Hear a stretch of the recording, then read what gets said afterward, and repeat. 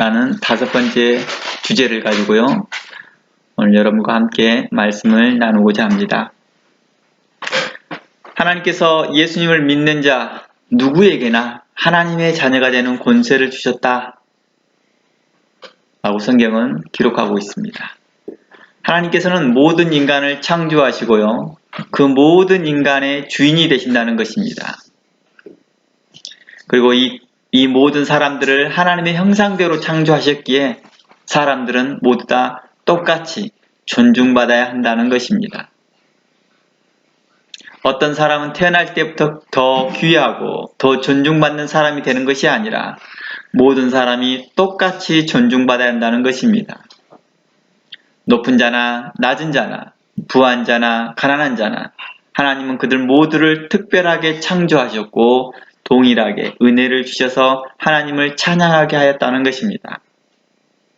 이뿐만 아니지요. 서로에게 필요하고 귀한 사람이라는 것입니다. 우리가 좀 전에 불렀던 찬양에서도 우리가 그것을 발견할 수 있습니다.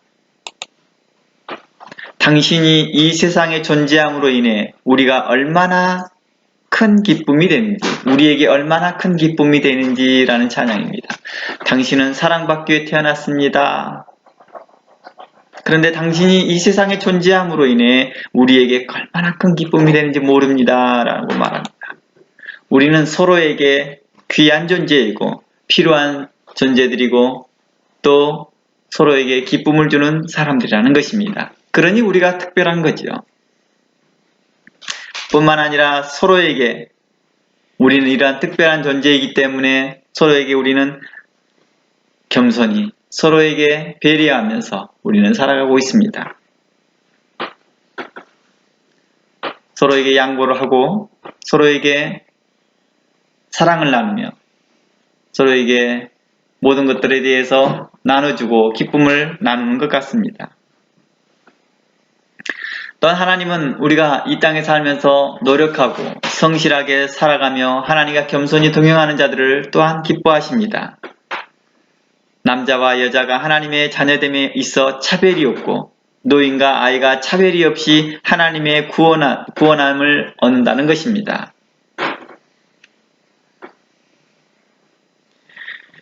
이 놀라운 은혜는 예수 그리스도의 십자가의 공로로 유대인뿐만 아니라 과거 유대인뿐만 아니라 이제 이방인 모든 사람들을 적용되어졌고 우리에게까지 미쳤습니다. 과거 유대 지역과 그 팔레스타인 그 주변국과 그 다음 유럽에 가까이 있는 아시아 쪽에 있는 그런 나라들에게만 그 복음이 증거되었다면 사도시대까지 증거되었다 한다면 이제 이후로 더 많은 복음이 유럽을 거쳐서 또 아시아를 거쳐서 이제 한국 땅에까지 복음이 증거되어졌고 오늘날 우리에게까지 그 은혜가 미쳤습니다.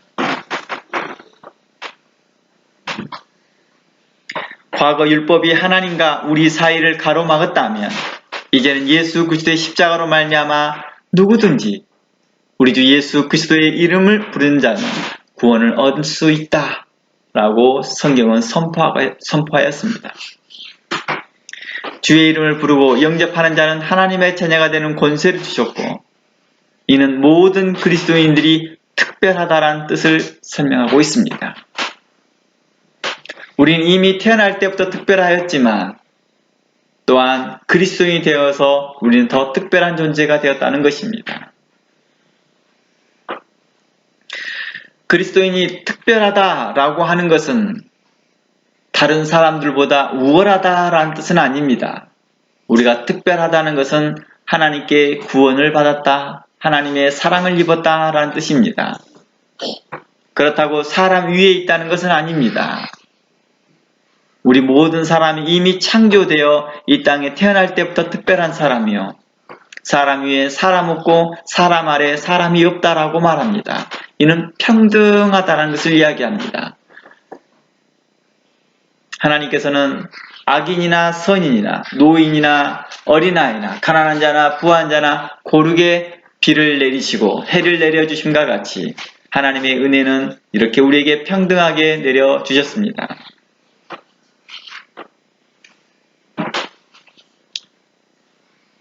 저도 소중하고요. 여러분도 소중합니다. 우리 모두는 사랑받기 위해 태어난 사람이기 때문입니다. 당신은 사랑받기 위해 태어난 사람이란 찬양을 통해서 잘 설명해주고 있듯이 우리는 서로에게 대하여서 배려하고 인정해주고 존중하는 것을 배웠으면 좋겠습니다. 우리 모두는 하나님의 자녀가 될 수 있는 특별한 존재이며 이미 하나님의 자녀가 된 특별한 존재들입니다. 하나님 앞에서 소중한 존재라는 것입니다. 그렇다고 해서 다른 사람을 배려하지 못하고 자신의 권리와 특권만 앞세운다면 이는 이기주의자와 같습니다. 이러한 이기주의자들을 향해 오늘날에는 나르시시즘에 빠졌다라고 말합니다. 나는 특별해, 나만 소중해 라고 주문을 외우듯이 자신을 비현실화시키고 있더라는 것입니다. 사회는 또한 하나님은 그렇게 허락하지 않았으나 자기 스스로 이 비현실적인 세계에서 살아가고 있더라는 것입니다. 개인의 특권의식에 사로잡혀 자신은 무조건 특별한 대우를 받아야 한다고 생각합니다. 조금이라도 무시당하고 또 조금이라도 그렇게 무시당했다고 느껴지기만 하면 곧바로 공격적인 반응을 보입니다. 어떻게 서로 존중하면서 조화로운 공동체를 만들고 어떻게 남을 섬겨주고 배려하는 법을 전혀 알지 못하는 자들입니다. 그렇다 보니 누구의 지적도 견디지 못합니다. 누가 혹 좋은 길을 말하여도 그 길을 듣기 싫어하며 혹 누가 그 일에 대하여서 다른 것을 설명하여도 그 말을 듣기 싫어합니다. 왜냐고요? 본인이 가장 잘났으니까 말합니다. 본인이 가장 특별하다고 생각하기 때문입니다. 혹 공동체 안에서도 주변 사람과 비교해 자신에게 덜 관심 가져주거나 절하평가된다면 곧바로 공격적인 본능을 나타냅니다. 이것은 단순히 핵가족 시대에 살고 있기 때문에 나타나는 현대의 문제가 아니라는 것입니다. 이것은 과거에도 대가족 시대에서도 있었고 우리 이전에 예수님의 시대 때도 있었고 그리고 예수님 이전에 과거의 모세의 시대 때도 이러한 자들이 있었다는 것입니다. 오늘날 현대의 시대를 맞이하여서 우리는 놀랍도록 하나님의 놀라운 은총으로 말미암아서 고르게 교육을 받습니다. 가난한 자나 부한 자나 최소한의 초등교육을 받게 합니다. 이제는 중학교, 고등학교까지 의무화된 교육이 되어지는 곳도 있습니다. 우리나라에서도요. 지역별로. 이러한 곳에서 사회에서 평등한 교육을 받고 공통의 주제를 가지고 교육을 받지만 그들에게는 이것이 큰 의미를 주지 않습니다. 오늘날 교회에서도 공통의 성경책을 말씀을 갖고 공통의 주제를 가지고 설교를 나누고 그 말씀을 듣지만 어떠한 사람들에게는 은혜가 되고 어떠한 사람들에게는 그것이 다른 생각으로 들리는 자들이 있기 때문입니다. 마음에 악한 생각을 품고 거만한 생각과 교만한 생각을 품는 자들이 나타나기 때문입니다. 나만 특별해, 나만 소중해 라는 그러한 독특한 생각. 반대로 나는 아무것도 아니야, 나는 아무 보잘것없는 사람이야 라고 하는 그러한 또 소외감 속에 살아가는, 피해의식 속에 살아가는 사람도 있습니다. 그러나 우리 모두는 특별합니다. 우리 모두는 서로 존중받아야 될 사람들입니다. 그리고 우리 모두는 하나님의 자녀가 될 수 있는 그러한 권세를 받을 수 있는 사람들이라는 것입니다. 언제든지 그리고 누구든지 아무데라도 주의 이름을 부르고 주의 구원을 바라며 주의 은총을 바라는 자들에게 하나님께서 긍휼을 베풀어 주신다고 합니다. 마음을 갈급해하고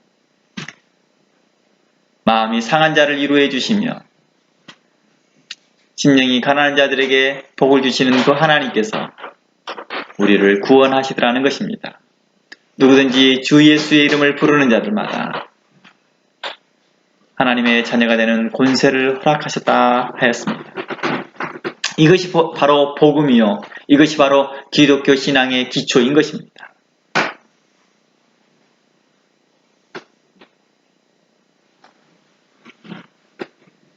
그러나 자신만이 특별하다고 하는 그러한 사람들은 이러한 것들이 크게 의미를 두지 않습니다. 그 복음도 오직 자신에게만 바칩니다. 나만 구원받아야 된다고 생각하는지도 모릅니다. 법규와 제도가 있어도 그것을 아전인수격으로 자신에게 유리한 쪽으로만 해석합니다. 사람의 도리와 양심이 있는데도 그 양심과 도리가 병들었듯이 성장하지 못하고 성숙하지 못한 상태로 남아 있습니다. 항상 특권의식 속에 살아가기 때문입니다.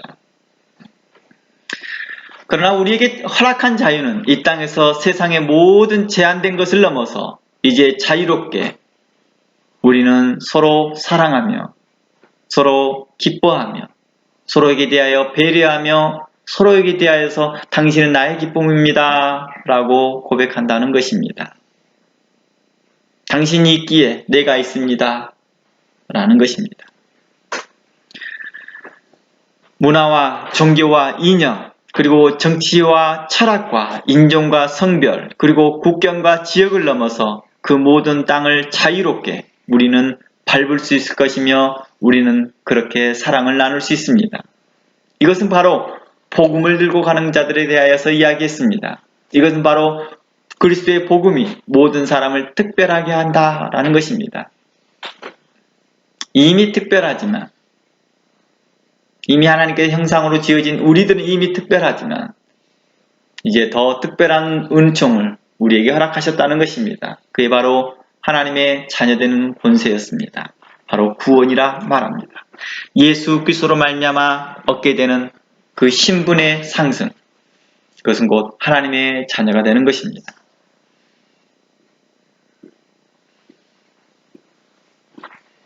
하나님께서 모든 만물을 창조하시고 세상 어디에나 계시기 때문에 우리는 이것을 신학적으로 하나님의 편재성이라고 말합니다. 하나님의 편재성. 이는 하나님의 세상을 사랑하시기에 세상 어디에나 계시다는 것입니다. 왜냐하면 하나님께서 이 세상을 창조하셨고 이 세상의 주인이시기 때문입니다. 사도 바울은 이제 이러한 것들을 기초하여서 하나님의 뜻이, 또 하나님께서 우리에게 향하신 그 기쁘신 뜻이 무엇인지를 알고 있었습니다. 하나님께서는 모든 만물의 주인이시며 그리고 그 모든 만물을 사랑하시는구나 라는 걸 알았습니다. 그리고 그 사랑이 예수 그리스도를 통하여서 우리에게 증거된 바 되었음을 깨달아 알게 되었습니다. 그는 예수 그리스도를 다메섹에서 만나기 전에 오직 자기들만이 사랑해 주셨고 오직 유대인만을 사랑해 주셨고 그 중에서 특별히 바리새인들을 사랑해 주셨다라고 생각했던 그런 특권 의식 속에 살았던 바리새인이었던 사도 바울은 알게 됩니다. 내가 모든 사람에게 복음으로 빚진 자였구나. 내가 모든 사람들에게 대하여서 거룩한 하나님의 말씀을 빚진 자였구나 라는 걸 깨닫습니다. 자신이 1만 달란트라는 어마어마한 빚을 탕감받는 자였구나 라는 걸 깨닫게 됩니다. 그리하여 사도 바울은 이웃 사랑하는 삶을 이제 과거에 자신의 교리와 자신의 교단과 자신의 바리새파 사람들에게만 그리고 유대인들에게만 국한되었던 그 제한된 그런 태도에서 이제는 담대하게 이방인들과 함께 식사하고 이방인들에게 복음을 전하는 것을 거리끼지 아니하였다는 것입니다. 과거에는 이방인들이 와서 제발 저희가 유대인이 되겠습니다. 유대의 교육으로 가입하고 싶습니다. 해서 가능했다 하면 이제는 내가 빚진 자의 태도로 가서 이제 유대인으로서가 아니라 하나님의 자녀로서 담대히 예수 그리스도의 종으로서 담대히 많은 땅들을 돌아다니며 복음을 증거하였다는 것입니다. 그 이웃을 사랑하는 그의 삶은 그 사역 전반을 통해서 증명해 보였습니다. 물론 그의 자신의 말을 증명하기 위해서 이렇게 산 것도 아니었습니다. 그는 주의 말씀과 뜻을 전하며 그 말씀에 부합하며 살았던 결과가 바로 이웃을 사랑하였던 모습으로 나타났던 것이죠. 그는 당장 할례당의 교리와 그들의 태도를 증오하면서도 동시에 할례 받는 사람이나 할례당에 있는 사람들조차 싫어하지 않았다는 것입니다. 당신 할례당 사람이야? 하면서 그는 거부하지 않았다는 것입니다. 물론 그는 할례당의 교리와 그의 삶을 거부하였습니다. 혐오하였습니다. 하지만 그 할례당의 사람들조차 혐오하진 않았다는 것입니다. 마치 유대인의 교리와 전통과 그들의 율법주의 태도를 증오하였지만 유대인조차 싫어하지 않았다는 것입니다. 그래서 그는 유대인에게도 같은 형제들에게 계속해서 복음을 증거하였습니다. 그래서 그는 유대인에게는 유대인과 같이 율법 아래에 있는 자에게는 마치 할례당에 속한 자를 말합니다. 율법 아래에서 속하여서 그리스도인이라고 말하는 율법 아래에 있는 자들에게는 마치 율법 없는 자처럼 율법 아래에 있는 자처럼 또 행동해 주기도 했다는 것입니다. 어느 때는 율법 없는 자, 주께 돌아오는 이방인을 포함한 모든 이방인들에게는 마치 율법을 넘어서서 행동하였다는 것입니다. 고린도전서에는 이 사실을 잘 말해주고 있습니다. 고린도전서 9장 19절 말씀 한번 들어가 볼게요. 고린도전서 9장 19절 말씀입니다. 내가 모든 사람에게 자유하나 스스로 모든 사람에게 종이 된 것은 더 많은 사람을 얻고자 함이라. 유대인들에게는 내가 유대인같이 된 것은 유대인을 얻고자 함이요 율법 아래 있는 자들에게는 할례당을 포함한 유대주의자들을 말하겠죠. 율법 아래 있는 자들에게는 내가 율법 아래 있지 아니하나 율법 아래 있는 자 같이 된 것은 율법 아래 있는 자들을 얻고자 함이요 율법 없는 자에게는 내가 하나님께서는 율법 없는 자가 아니요 도리어 그리스도의 율법 아래 있는 자나 율법 없는 자와 같이 된 것은 율법 없는 그 자들을 얻고자 함이라 라고 했습니다. 사도 바울은 자기 자신이 아직 율법을 없애버린 자가 아니라고 말합니다. 율법을 폐한 자가 아니라고 말합니다. 그는 자기 자신을 말하면서 그리스도의 율법 안에 있는 자다. 율법이란 단어를 똑같이 썼지만 의미를 달리하고 있다는 것입니다. 율법으로 구원을 받을 수 없다라고 하는 말은 그 뉘앙스가 다른 뉘앙스를 말하고 있는 거겠죠. 그것은 곧 할례를 받아야 구원을 받는다. 유월절을 지켜야지만이 된다. 안식일을 지켜야지만이 구원이 있다라고 하는 자들에게 대하여서 말한 것이었습니다. 결코 그걸로는 구원받을 수 없습니다. 율법의 제사를 행위로서는 구원을 받을 수 없습니다. 라고 하는 말을 율법으로는 결코 구원을 받을 수 없습니다. 라고 말합니다. 그러나 그리스도의 율법 아래에 있다라고 말하는 것은 바로 예수 그리스도로 말미암는 구원을 이야기했습니다. 주께서 명하신 너희는 서로 사랑하라. 이것을 겸손히 행하는 자들에게 대하여서 자신은 그 겸손히 그리스도의 율법 아래 행하면서 자신은 서로 사랑하는 하는 일에 힘썼다라고 말하는 것입니다. 그러나 이 모든 일을 행하는 것은 내가 한 명이라도 몇 사람이라도 내가 구원코자 합니다 라고 말합니다. 22절 말씀에 악한 자들에게는 내가 약한 자들에게 대해서 약한 자 된 것처럼 보여지는 것은 여러 사람들에게 내가 여러 모양으로 된 것은 아무쪼록 몇 사람을 구원코자 함이니라. 내가 복음을 위하여 모든 것을 행함은 복음에 참여코자 함이니라. 그는 예수 그리스도의 복음 때문에 이렇게 행동했다고 말합니다. 자신의 입지를 세우고자 자신의 명예를 위해서도 자신의 권력을 탄탄하게 하기 위해서 자신의 유명세를 나타내기 위해서 이렇게 행동한 것이 아니라 오직 복음의 복음에 위하여서 그리고 그 복음에 참여하기 위해서 이렇게 했다라고 말합니다. 왜냐? 복음은 이제 제한되어 있지 않았기 때문입니다. 이 복음은 하나님의 사랑이었고 예수 그리스도 안에 있는 하나님의 사랑이었고 예수 그리스도의 십자가의 사랑이었기에 이 사랑은 제한되어 있지 않았다는 것입니다. 하나님은 모든 세상을 창조하셨고 그 세상 안에 편지하시면서 어디에나 계시면서 그들을 사랑하였다는 것입니다. 고루 사랑해 주셨다는 것입니다. 바로 이 사랑을 사도 바울은 깨달았습니다. 이 복음을 사도 바울은 깨달았습니다. 그래서 그는 더 이상 제한하지 않았습니다. 인종을 넘어서 문화를 넘어서 시대를 넘어서 사도 바울은 계속해서 복음을 증거했습니다.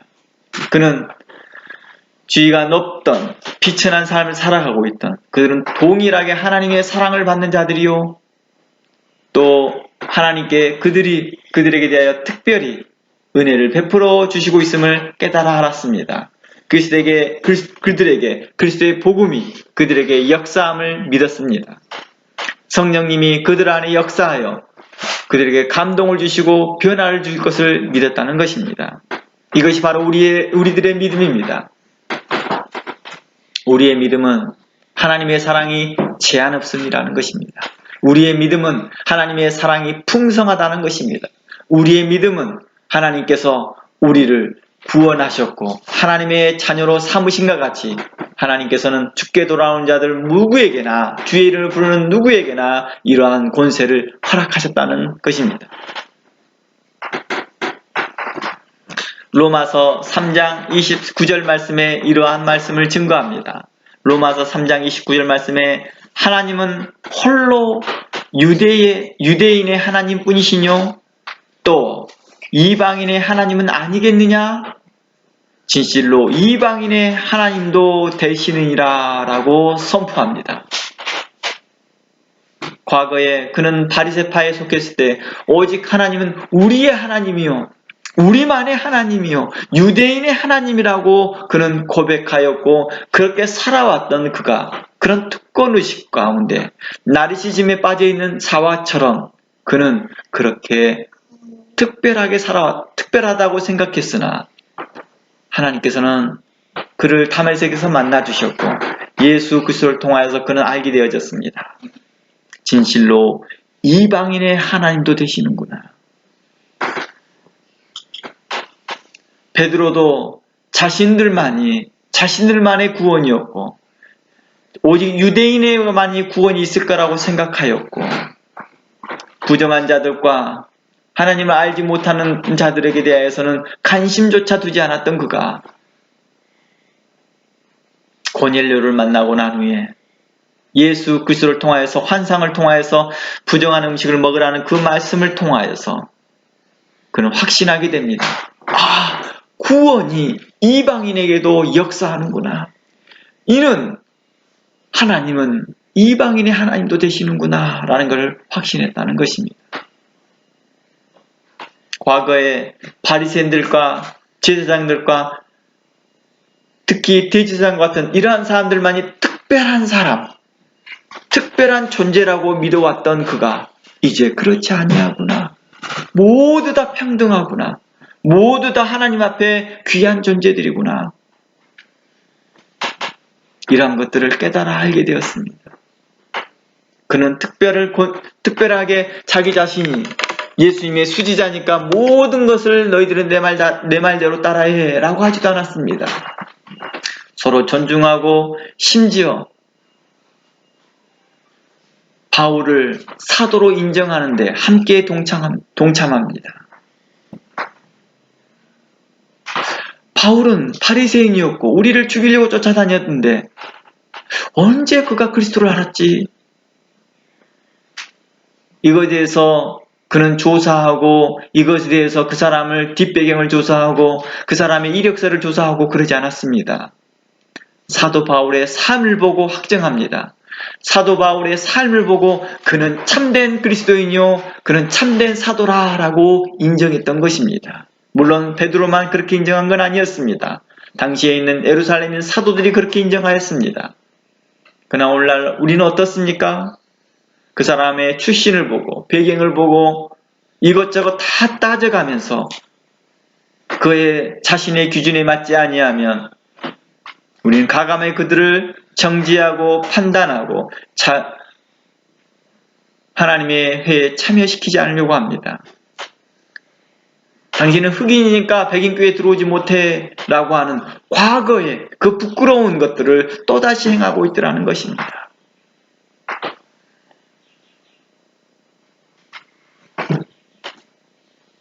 참으로 놀라운 일이 발생하였습니다. 특별한 위치에 있었던 제사장들과 대제사장들과 바리새인들과 랍비들에 대하여서 그들은 특별해라고 생각했던 그러한 시점에서 이제 벗어나 하나님은 우리에게 모두 다 특별하게 대하시는구나 라는 걸 알게 되었습니다.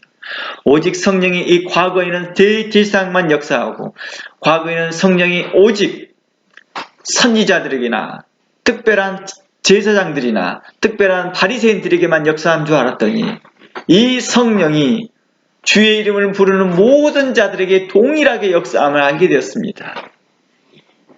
오순절 때 그들이 모든 사람이 성령에 임하여 말씀하였고 이 역사가 이방인이었던 고넬료 가정에도 역사하는 것을 보면서 그는 놀라워했습니다. 하나님의 사랑이 제한 없고 하나님의 사랑이 어떤 특정한 사람에게 역사하는 것이 아니라 주의 이름을 겸손히 부르는 자들과 주의 이름을 간절히 부르는 자들과 주를 찾고 또 찾고 마음을 다하고 성품을 다하여 주를 찾는 자들에게 역사하는 것을 알았습니다. 예수 그리스도의 피의 공로를 믿고 예수 그리스도의 십자가를 의지하는 자들마다 구원이 있음을 알게 되었습니다. 그러나 오늘날에는 어떻습니까? 요즘도 그러한지 모르겠지만 저희 때도 그랬습니다. 저희 때는 그랬던 것 같습니다. 강대상 함부로 올라가면 안 돼. 강대상은 함께 하나님께서 특별한 사람들만 가게 하는 곳이야. 과거에 사람들이 지성소에 함부로 올라가면 사람이 죽었듯이 강대상도 함부로 올라가면 하나님께 저주를 받아. 이렇게 가르쳤던 과거의 어리석은 가르침이 있었습니다. 안식일에는 아무것도 하지 않아야 되니까 주일날 가까이 있을 때는 아무것도 하지 말라고 말합니다. 다시 율법으로 돌아갑니다.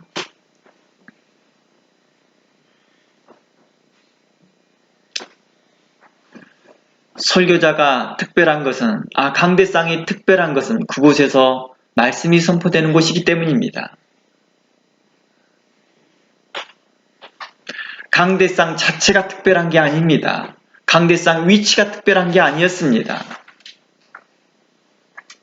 예수님은 말씀이 선포되는 곳이 그곳이 바로 권위가 있었던 곳이었고 하나님의 말씀이 증거되는 곳이 권위가 있었기에 그가 어디가 서 있든지 그곳은 강대상이었습니다.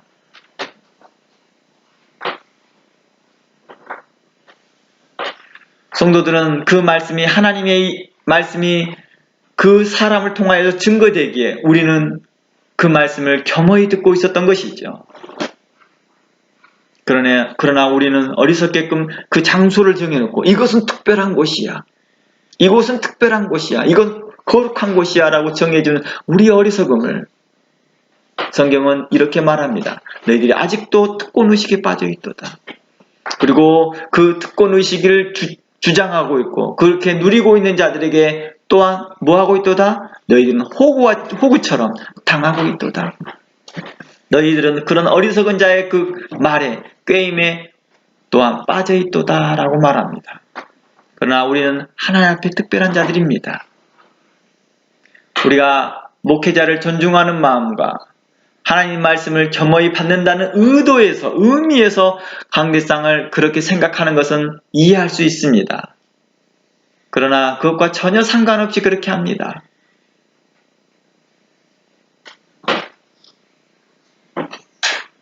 특별히 목회자가 그러한 말들을 하면서 강대상을 특별한 위치 공간인 것처럼 자신만의 공간으로 하고 있다 한다면 이는 악한 것이라는 것입니다.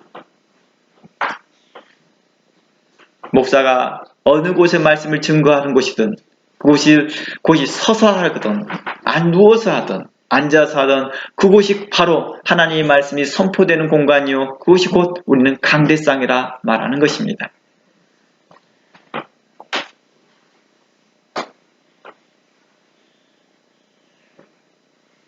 사도 바울에 있어서 그는 이렇게 고백합니다. 우리는 모두 다 평등합니다. 이제 유대인의 하나님, 그 하나님이 이제 이방인의 하나님이 되셨습니다. 그러니 유대인의 특별함이 아무것도 없어졌습니다. 오직 유대인의 특별함이 전혀 없느냐? 꼭 그런 것은 아닙니다. 라고 로마서에서 이렇게 말합니다. 그를 통해서 복음이 증거되었습니다. 먼저 복음이 유대인에게 먼저 왔습니다. 그것이 특별한 거죠. 하지만 이제 그렇다고 해서 그들이 항상 특별하냐? 그렇지는 않습니다. 이제 그 복음이 이방인에게 왔으니 이제는 평준화됐습니다. 우리나라의 교육이 평준화되었던 시발점이 어디라고 봐요? 70년대, 60년대 초등학교 교육을 시키기 시작하면서부터 교육의 평준화가 일어나기 시작합니다. 이제 차츰차츰 사람들이 지식 많은 사람들만이 특별한 사람만 갖는 게 아니라 돈 있는 사람만 갖는 게 아니라 누구나 갖게 했습니다. 가난한 자나 부한 자나 다요. 그리고 인터넷이 발달되면서 독특한 그리고 특별한 지식들이 모든 사람에게 평준화시키기 시작합니다. 오늘날에는 SNS를 통해서 또 유튜버나 다른 많은 매개체를 통해서 이 교육의 평준화가 일어나기 시작합니다. 자신들만 가지고 있는 특별 지식이 아니었습니다. 하나님이 이러한 은혜를 우리에게 베풀어 주고 계십니다. 그래서 골로새서 3장에는 이렇게 말합니다. 골로새서 3장 11절 말씀에 이렇게 말합니다. 거기는 어디 있습니까? 하나님의 그 회 가운데 있는 거지요. 성도들이 모이는 곳이겠지요. 하나님의 자녀들이 모이는 곳이겠지요. 거기에는 헬라인이나 유대인이나 헬라인은 이방인을 대표하겠죠. 그리고 지식인들을 대표합니다. 그리고 유대인이나 다 함께 참여할 수 있다고 말합니다. 그런데 이곳에 더 자세히 봐봅시다. 할례당이나 무할례당이나 라고 표현합니다. 사도 바울은 할례당 사람들도 차별하지 않았다는 것입니다. 할례당의 그 교리를 혐오했던 것이지 할례당 그 사람들을 혐오하지 않았다는 것입니다. 우리는 어떻습니까? 이단에 빠진 사람들이나 이단에 속한 사람들이거나 또 이단에 관련된 사람들은 어때야 합니까? 처음부터 거리를 둡니다. 제가 글을 써놨던 이단에 속한 사람에 대하여서 이야기 나눈 것들이 있습니다. 글을 통해서 보면 우리 이단에 빠진 사람들은 우리는 어떻게 대합니까? 우리는 색안경을 끼고 그들을 쳐다봅니다. 그러나 그들이 죽게 돌아왔을 때 그들이 주님께 돌아올 수 있도록 그들에게 길을 열어주고 그들에게 사랑으로 감싸려고 하는 그런 태도가 우리에게 필요하다는 것입니다. 사도 바울은 이렇게 말합니다. 할례당과의 그렇게 오랫동안 전쟁을 했었습니다. 물론 사도 바울만 그렇게 하지 않았습니다. 당시에 많은 사도들이 당시 서신서를 보면 이 할례당 때문에 정말 많은 고초를 당합니다. 교회가 너무 많이 혼란스러워했으니까요. 하지만 그는 이렇게 여전히 사랑하는 마음으로 할례당이나 무할례당이나 다 거기에 있다고 말합니다. 하나님의 권속들이 모여있는 곳이라는 것입니다. 야인이라고 말하는 것은 야만인들을 이야기하겠죠. 수구디아인이나 종이나 자유인이나 분별이 없다. 오직 그리스도는 만유의 주시오 만유 안에 계시다라고 말합니다. 그러므로 너희는 하나님의 택하신 거룩하고 사랑하신 자처럼 긍휼과 자비와 겸손과 온유와 오래 참음을 옷을 입고 누가 네게 혐의가 있거든 서로 용납하고 피차 용서하되 주께서 너희를 용서한 것 같이 너희도 그리하라 라고 말합니다. 이 모든 것 위에 사랑을 더하라 말합니다. 이는 온전한 띠라 라고 말합니다. 이 모든 것 위에 뭘 더하라고요? 사랑을 더하래요. 서로 용서하고 용납하고 누구에게 혐의가 있든지 그것에 대해서 용서해 주라고 말합니다. 그리고 이것을 온전하게 매너띠가 사랑이라고 말합니다. 사도 바울은 그는 이러한 삶을 살면서 동시에 성도들에게 가르쳤던 것입니다. 자신은 할례당의 사람들을 혐오하면서도 서로 이웃을 사랑하세요 라고 하지 않았다는 것입니다.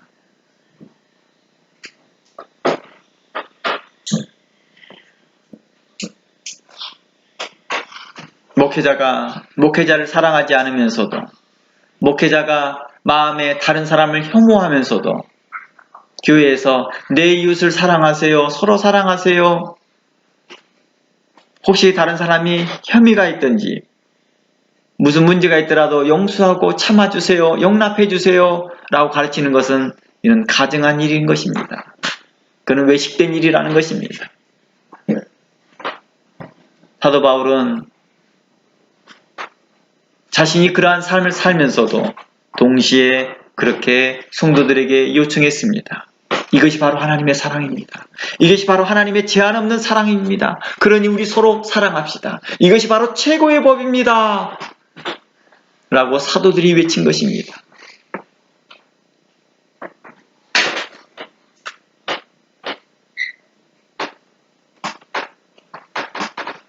그러므로 15절 말씀에 그리스도의 평강이 너희 마음을 주장하게 하라. 내가 그렇게 사랑하고도 두려워하지 않습니다. 마음이 평강합니다. 왜냐고요? 그리스도께서 주장하기 때문이라는 것입니다. 제한 없는 그 사랑을 베푸신 그 예수 그리스도께서 우리 마음을 주장하니 너는 두려워하지 말라.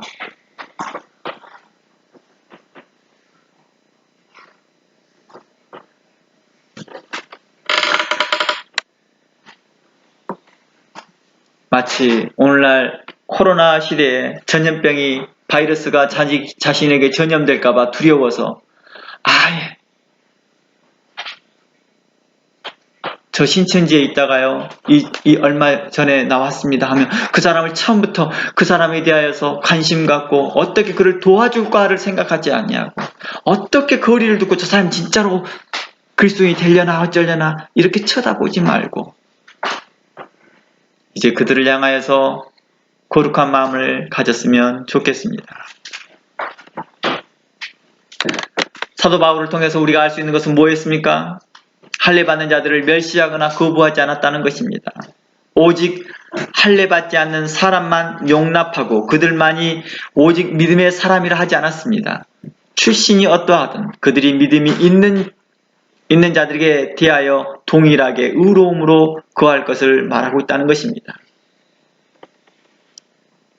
주께 돌아오기를 바랍니다. 마음이 궁핍한 자, 도움이 필요로 한 자들, 그들에게 대하여 동일하게 말했다는 것입니다. 당장 예수 그리스도의 복음을 알지 못한다 할지라도 그가 그들이 알기를 바라고 있고 그것이 무엇인가 하고 그 관심을 갖고 있다 한다면 그들에게 대하여 적극적으로 의로움을 나타냈다는 것입니다. 그리고 행여 거부하고 있는 자들이라 하더라도 그들에게 최소한의 행동을 합니다.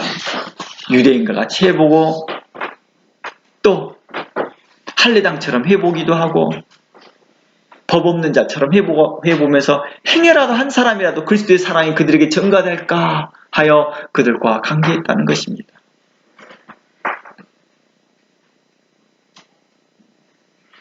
저도 이곳에 있으면서도 또 한국에 있으면서도 여호와의 증인들과 몰몬교인들을 대하면서 이렇게 말하였습니다.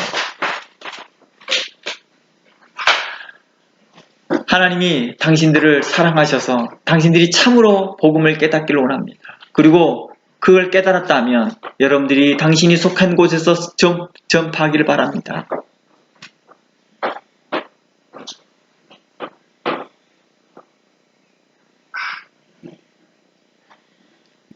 처음부터 혐오하는 것이 아니라 그리스도의 복음을 가지고 나누는 것입니다. 처음부터 그들을 거부하는 것이 아니라 그들에게 하나님의 사랑을 공급하는 것입니다. 우리가 믿는 하나님은 이러한 하나님입니다. 우리가 믿는 하나님은 제한 없는 사랑을 가지고 있습니다. 라는 걸 말하는 것입니다.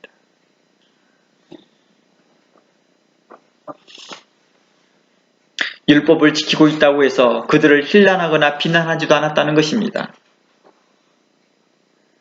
그들의 믿음 없음을, 아직도 육체의 생각을 그리스도 안에서 연약 어린아이라고 생각하여 그들에게 끊임없이 인내로 말씀을 가르쳤습니다. 단지 그 율법을 행할 때 사랑으로 행하지 않고 보여지는 것만 지키는 자, 보여지는 것을만 가지고 판단하는 자, 지키냐 못 지키느냐를 구분하는 자, 이것을 혐오했던 것이겠죠. 원칙이 사람보다 우선이 되는 것을 예수님은 책망하였습니다. 이게 원칙이야, 저게 원칙이야 라고 하면서 사람보다 우선되어지는 것을 예수님은 혐오하였다는 것입니다. 과거에 제가 말씀하였던 것처럼 안식일 문제로 안식일에 구덩이에 양이 빠졌으면 어떻게 하겠느냐. 그런데 안식일에 밀을 먹고 안식일에 손 마른 자, 한편 손 마른 자를 고치는 것이 무엇이 문제냐 라고 책망하였던 것들처럼 원칙이 사람보다 우선이 되는 것을 예수님이 책망하셨다는 것입니다. 원칙 때문에 너무 인색하거나 감정조차 메말라 버리지 말라는 것입니다. 원칙 때문에 너희들 안에 있는 긍휼한 마음조차 사라지지 못하게 하라는 것입니다.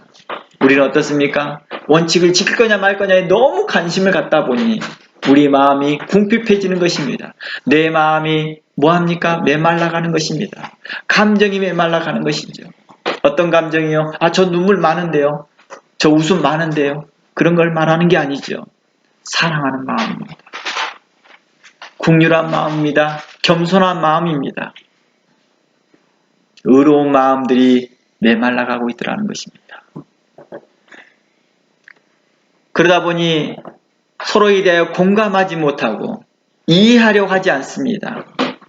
그냥 원칙을 지키냐 못 지키는 것만 가지고 판단하는 것입니다. 이것을 주께서는 너희가 사람을 외모로 판단하였도다 라는 거에 적용되는 것입니다. 사랑 안에서 행하면 율법을 모두 지키는 것 같다 하는 그 말씀을 우리는 깨달아 알아야 될 것입니다. 그러므로 사도 바울은 할례자로 부르심을 받는 자가 있느냐, 무할례자가 되지 말며 무할례자로 부르심을 받는 자가 있느냐, 할례를 굳이 받으려고 하지 말라라고 고린도전서 7장 18절에 말합니다. 그러니 너희가 처음에 할례를 받았느냐, 그리고 할례자로서 너희가 주께 돌아옴을 받았느냐, 그럼 굳이 무할례자가 될 필요 없어. 무할례자가로서 너희가 주께 돌아옴을 받았느냐, 이방인 같은 경우죠, 받았느냐, 그럼 일부러 할례자가 될 필요도 없어. 이미 너희가 부르심을 받는 그 순간부터 너희는 하나님의 자녀야. 너희는 이미 그때부터 이미 자유함을 갖게 됐어 라고 말하는 것입니다. 그러니 또다시 율법에 얽매이거나 어리석은 자의 말에 얽매이지 말라라고 하는 말씀입니다. 할례의 증표가 있고 없는 것이 중요한 것이 아니다라고 말하는 것입니다. 그러나 오늘날도 이러한 일들을 행하고 있습니다. 어느 교단에 가면 당신 침례 안 받았어요? 세례 받는 거? 그건 인정 안 됩니다. 침례를 받아야 돼요, 침례를. 어떤 사람 침례를 받고 왔는 사람에게 대해서 당신은 세례를 안 받았어요? 이건 장로교법에 따르는 어떤 또 규칙을 지켜야 됩니다. 참으로 어리석은 일입니다. 침례교는 침례를 주장하고 장로교는 어떤 특정한 교리를 주장하면서 서로 간에 그것을 맞춰야 된다고 하는 어리석음을 우리는 끊어야 될 것 같습니다. 이는 사람을 외모로 취하는 것과 같고 사랑이 하나님의 거룩한 사랑을 그들은 자신이 가지고 있는 원칙과 규칙과 교리 안에 가두려고 하기 때문입니다. 하나님의 사랑은 그러한 원칙과 규칙과 규범에 얽매이지 않고 있다는 것입니다. 다시 말하지만 법이 있고 사람이 난 게 아니라 사람이 있고 법이 있었다는 것입니다. 사람 위에 사람 없고 사람 아래 사람이 없는 것처럼 우리는 동일하게 평등하다. 서로에 대해 공감하고 당신은 사랑받기 위해 태어난 사람입니다. 당신 있기에 내게도 기쁨이 있습니다. 라고 하는 그 찬양의 가사처럼 우리가 그렇게 고백하였다면, 그렇게 찬양하였다면 우리가 그렇게 살았으면 좋겠습니다. 입술로만 그렇게 하지 말고 말입니다. 오늘날 교회에서 당신은 사랑받기 위해 태어난 사람을 안 부르는 교회가 없습니다. 심지어 믿지 않는 자들도 이 찬양을 알 정도입니다. 그만큼 유행한 노래입니다. 그러나 우리의 삶은 어떻습니까? 여전히 자신들의 단체들만이, 자신들의 교리만이 특별하다고 생각하는 그들에게 있어서 하나님의 사랑은 계속 그들에게 대하여 말합니다. 제한되지 않았어, 하나님의 사랑은. 너희 모두 다 동일하게 특별한 자들이야. 그러니 너희 서로 배려하고 존중하고 서로 기뻐하라 하였던 것입니다. 우리의 과거사, 교회사를 보면 우리가 쉽게 알 수 있습니다. 우리 과거 오랫동안 기독교는 유대인이란 이유로, 유대교란 이유로 그 사람들을 참으로 많이 핍박하였습니다. 이들은 참으로 악한 일이거든요. 당신들의 민족이 예수님을 십자가에 못 박았어 하면서 그들을 죽이려고 예를 씁니다. 과거 자신들도 나그네였던 것 같이 나그네처럼 살았던 것을 기억해 보면 결코 행해서는 안 될 일들을 그들은 자행합니다. 자신들이 이방인으로 살았을 때 유대인들에게 받았던, 자신들이 그들이 기독교인으로 살았을 때 유대인들에게 받았던 핍박을 이제 자신들이 권력이 세지고 자신들의 세력이 커지다 보니 유대인들을 역으로 그들이 핍박하는 그 모습들은 참으로 악한 일이라는 것입니다. 기초적인 기독교 복음의 기초를 행하지 않고 있습니다. 서로 사랑하는 것입니다. 눈은 눈으로, 이는 이로 행하지 말라 함과 같이 주께서 가르쳤습니다. 오른밤을 떼는 자에게 왼밤도 돌려주며 속옷을 달라는 자에게 겉옷까지 주며, 이러한 말씀의 기초가 다 사랑인데도 그들은 그렇게 행하지 않습니다. 너희가 과거에 기독교를 핍박했으니 우리도 유대인들을 압제하고 핍박하고 그들이 기독교를 개종하지 아니면 그들에게 대해서 혹독하게 대합니다.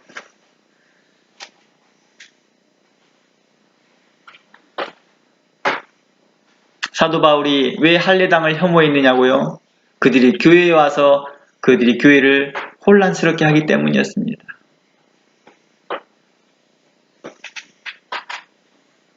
교회를 보호하고 진리를 보호하고자 하기 위해서 할례당을, 교리를 혐오했던 것이지 할례당 그 자체가 있기 때문에 혐오한 것은 아니었습니다.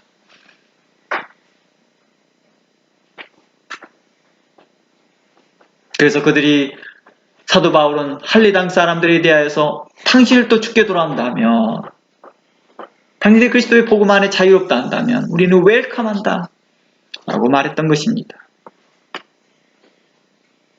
우리는 어떻습니까? 어떻게 하든 그들을 무너뜨리려고 합니다. 자신에게 속하지 않으면 무조건 무너뜨리려고 합니다. 이는요, 심리학에서는 그들 안에 두려움 때문이래 그래요. 심리학에서는 이것을 자신들 안에 두려움 때문에, 자신들 안에 안정감이 없어서 그렇다고 말합니다. 그런 것 같습니다. 하나님이 우리 하나님이라고 고백하였고, 하나님이 우리의 전능하신 하나님이라고 고백하고, 하나님이 우리를 사랑하신다고 믿었던 그들이 왜 그리 두려움이 많을까요? 우린 시편의 고백처럼 사망의 음침한 골짜기를 갈지라도 주께서 나와 함께 하십니다 라는 그 믿음이 어디 갔는지 모르겠습니다.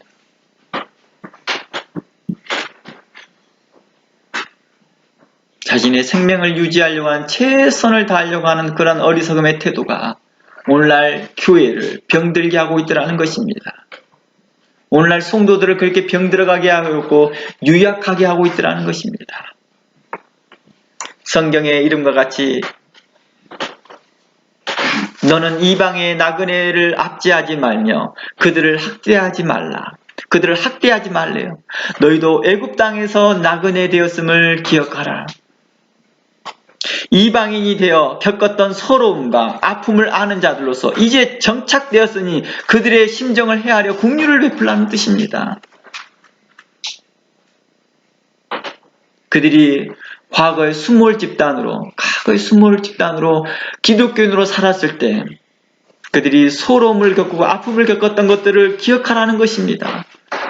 그런데 기억하지 못합니다. 이제 안정되어졌고 이들이 큰 세력을 유지하니까, 특히 중세시대 때에도 많은 유대인들을 죽이는데 동참했던 기독교인들, 참으로 이 일은 악한 일입니다. 1차, 2차 대전 때에도 그들은 통일한 그런 악한 일들을 벌였습니다. 많은 유대인들을 학살당하는데 그들이 함께 동조하고 그런 일을 하도록 자금을 대고 있는 그러한 일들은 하나님 앞에 결코 용납될 수 없는 것들입니다. 그들은 하나님의 사랑을 자신의 특권의식 속에 살아가는 자들이요, 나르시즘에 빠져있는 자들과 같습니다. 그러니 그들은 사람을 죽이는데 눈 하나 깜짝하지 않습니다. 사람을 혐오하는데, 사람을 판단하는데 아주 습관처럼 잘 행하고 있기 때문입니다. 그러한 것들이 하나님 앞에 판단받을 것이며 심판받을 것입니다. 마치 1만 달란트 탕감받는 자가 100데나리온을 탕감하지 못한 그 악한 행동과 같다는 것입니다. 자신만이 특별한 사람이라고 착각하고 있기 때문입니다. 요한계시록을 보면 에베소 교회가 나옵니다. 그런데 그들에게 대하여 예수님의 책망하신 말씀이 나옵니다. 너희가 첫사랑을 잃어버렸다라는 것입니다.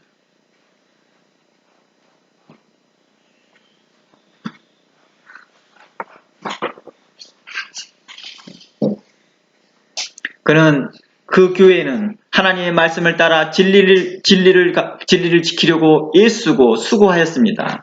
그리고 교회 안에서 주의 도를 따르지 않는 배도하고 당을 짓고 교회를 요란케 하는 악을 행하는 자, 할례당을 포함하여서 거짓 교리를 가르치는 거짓 교사들과 자칭 사도라는 자들을 그들을 시험하여 교회에서 용납하지 않은 훌륭한 일을 했습니다. 그래서 주께서 칭찬합니다. 내가 이런 일을 잘했다. 나도 이러한 가르침과 이런 행위들을 혐오하노라 라고 주께서도 말합니다. 그러나 에베소 2장 1절 7절까지의 말씀에서 이렇게 말합니다. 그러나 너희가 첫사랑을 잃어버렸도다. 이는 그들의 태도가 너무 지나쳤기 때문입니다. 자신들의 우월의식과 그들이 이 모든 원칙을 세워나면서 원칙을 지키는 것에만 집중하다 보니 진리와 주의 도를 수호한다는 목적만 있다 보니 긍휼과 자비와 인자함과 불쌍히 여기는 마음과 용서하는 마음이 사라졌던 것입니다.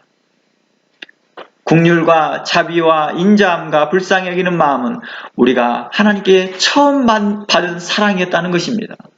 하나님께서 우리에게 주신 그 사랑이 우리를 불쌍히 여기지 않으셨다면 우리가 받을 수 없는 그 사랑을 받았는데, 너희가 그 받은 사랑을 이제 너희들도 함께 다른 사람들을 그렇게 생각하라, 불쌍히 여기라, 긍휼히 여기라 했는데 그들은 그렇지 않았습니다.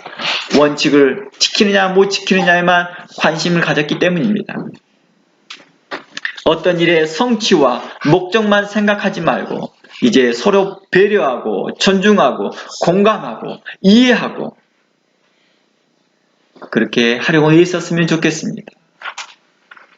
그래야 그 마음에 긍휼히 여기고 혹 그들이 잘못이 있더라도 긍휼히 여기고 자비롭게 인자롭게 그들을 용서하기를 먼저 하고 사랑하기도 먼저 하고 서로에게 대하여 감사하는 일도 먼저 하고 서로에게 대하여 기도하는 일도 먼저 하며 살았으면 좋겠습니다.